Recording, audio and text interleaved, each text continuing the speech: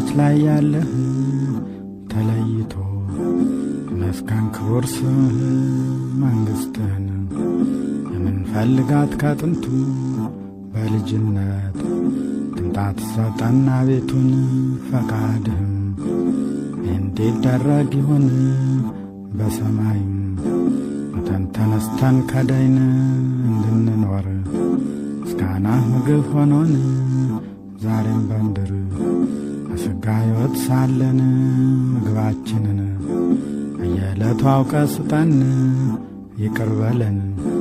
የበደልንህም ቢኖር ወንድማችን የበደለንን ነገር እንዳቅማችን